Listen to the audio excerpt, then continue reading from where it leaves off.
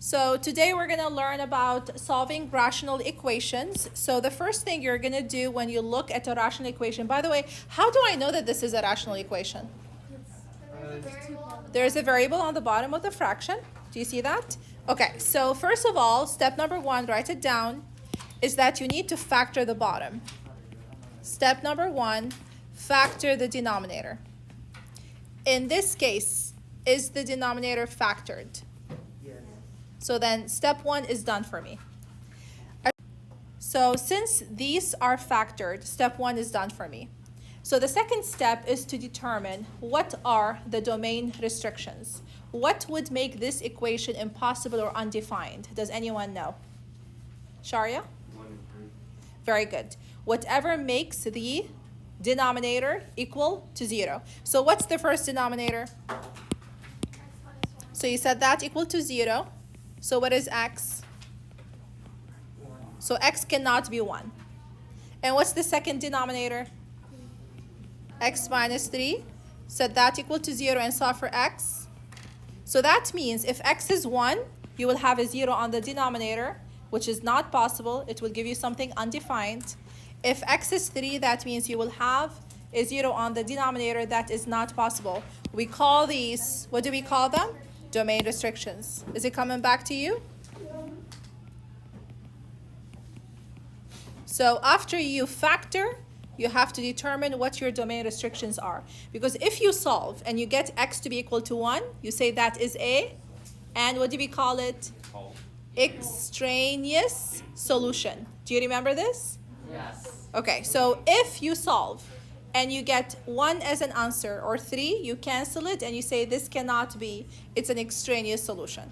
So let's go ahead and continue. After you do step number 1, which is factor the denominator and determine what your domain restrictions are, step number 2, multiply by the LCD, which is the least common denominator. What is the least common denominator in this case? Very good. It is all of the denominators. Because my goal when I multiply by the LCD is to change my rational equation into a polynomial. Because do we all know how to solve a polynomial equations? Yes. By factoring, synthetic division, quadratic formula, completing the square, whatever method you want to like. So you want to use to solve. So let's go ahead and multiply everything by the LCD. So I'm multiplying this whole thing by x minus 1. Oh, yeah, I remember it now. Good. Is it coming back to you? Yes. So if you start the first fraction and you multiply it by x minus 1 times x minus 3, what happens to the x minus 1? Cancel. So what are you left with? 2x times x minus 3. Now, if I multiply the second fraction by x minus 1 times x minus 3, what happens to the x minus 3? Cancel. What are you left with? X minus 1. So this is plus. It will not really affect my solution, but I want you to get used into the habit of writing this in parentheses. In case this is a negative, you will have to remember to distribute the negative. Does that make sense? Now equal. Now, if you multiply this fraction by this, what happens to the denominator? What are you left with? So do you see how I went from a rational to a polynomial, which is I know how to solve? How do I solve this? What do you think I should do? Distribute, combine like terms, and solve. Go ahead, try it. So how do we do this? She's saying distribute, and then 2x squared. Now remember, if this is a negative, you have to remember to distribute the negative and then equal to 2. Since this is a quadratic, you have to move everything to one side of the equation and factor. So what does that give you? 2x squared minus 5x minus 3 equals 0. Now you can use grouping or the big X to factor. Give me two terms that multiply to give you 2x squared. 2x And two terms that multiply to give you negative 3. 1 and negative 3. Very good. If you cross multiply, you get negative 6x plus x, which is the middle term. So you got your factors, 2x plus 1 and x minus 3. Don't start canceling. Find the roots. What are the roots? -1/3. Negative half and 3. Are they both acceptable? No. Box your answer and cross out the other. What do we call this? Domain restriction. Extraneous solution.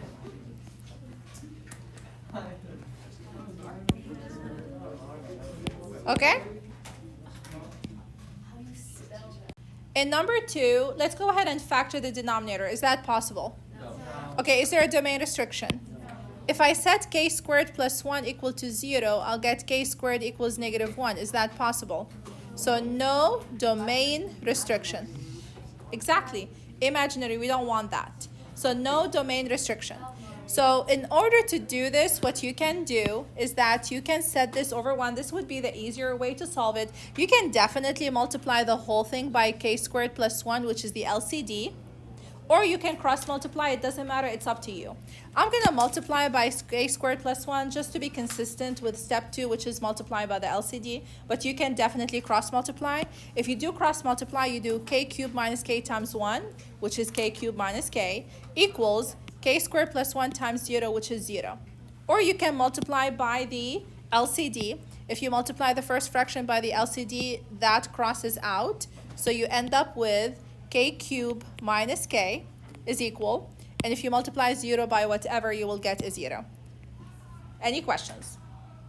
Can I factor? No. Yes? What's the GCF? So what do I get? K squared minus 1. Can I factor further? Yes. So- K plus 1 minus K plus It's 1. K times Okay, so it's difference of two squares. So the factors are going to be k equals 0, k equal negative 1, and k equal 1. Are they all acceptable? Yes. Okay, awesome. Because we have no domain restrictions. Now go ahead and try number 3. Go ahead and do number 3. Step number 1 is factor the, so x squared plus x, what's the GCF? So you get x times x plus 1. You have to factor. Now, what are the domain restrictions?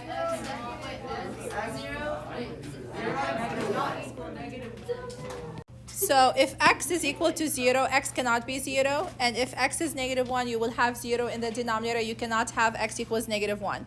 Keep that in mind. Now, the LCD is x and x plus 1.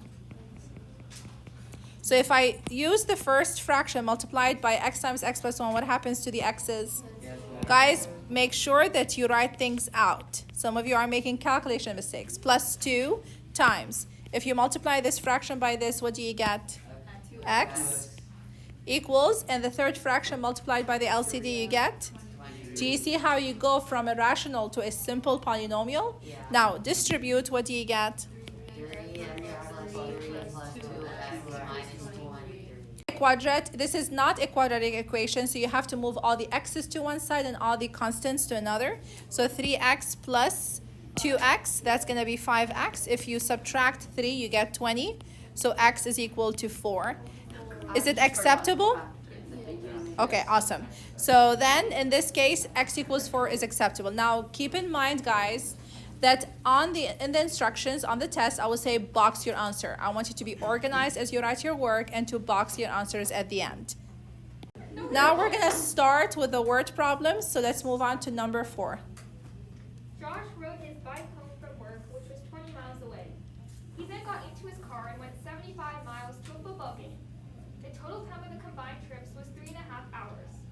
If his speed in his car was 40 miles per hour faster than his speed biking, find the speed he rode his bike and then the speed he drove. This is, as you can see, a distance, speed, and time problem. So you write D for distance, R for rate, and T for time. We have 2 trips. The first one, he takes it using a, and then the second one using a car.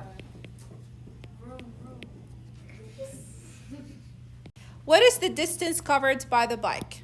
20 miles. 20 miles. What is the distance covered by the car? 75. So do you see how you use the information to fill it in? What did they say about the speed of the car and the bike? The car is faster. The car is faster. So which one is going to be your X? Bike. So the speed of the bike is x and the car is 40 miles faster. So x plus 40 or 40 plus x, it doesn't matter what you write. Okay? Do you understand how we filled the table so far? So distance, speed, and time. The first trip is using the bike. The second trip is the car. The distance covered by the bike is 20 miles. And the distance covered by the car is 75 miles. They said the speed of his car was 40 miles faster than the speed of the biking. I don't know what the biking is, but I know that the car is faster by 40 miles. So if the biking is x, if the speed when he bikes is x, then the speed that when he drove the car is going to be x plus 40. Now let's move on to the time. Did they give me the individual time for each one of them? They said combined they are. 3.5 hours. So that means I need to figure what this one is and this one is and add them. How can I figure it out? What is the rule? Distance equal speed times time. So what is time in relation to distance and speed? Very good. So let's write it down, and if you want to study it, go ahead and study it. Distance equals speed times time. That means that the time is equal to the distance divided by speed. I don't know the individual time, but I can create an equation. I can write the time in terms of distance and rate. So time is distance over rate. So what will the time over here be? 20 over x. What about the time for the biking? 75 over x plus 40. Do you understand how we filled in the table? Did they say that the time is equal? Did they say same time? No. If they said the word same time, you said these two equal to each other, you cross multiply and solve. But what did they say here? Combined it is? 3.5 hours. So that means you need to add them. So the first time is 20 over x plus 75 over x plus 40 is equal to what? 3.5. Can I write it as a fraction? It would be easier for me to solve. What's 3.5 as a fraction? 7 over 2. I'm going to give you some time to solve this, and then we're going to come back and solve it together.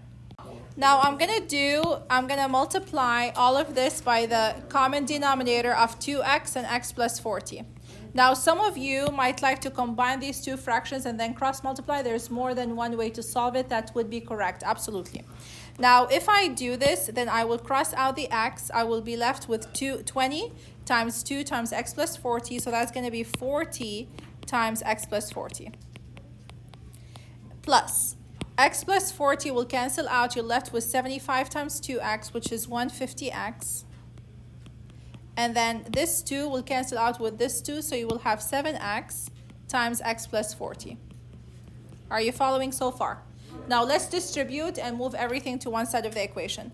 So you will get 40x plus 40 times 40 is 1600 plus 150x is equal to 7x squared plus 280x. Let's move everything to one side of the equation. Always keep x squared positive. So you will have 7x squared. Now, 40x plus 150, that's 190. Subtracted from 180, what do you get? 90. You get 90x. And then move the 1600 over, what do you get? Negative 1600 is equal to 0.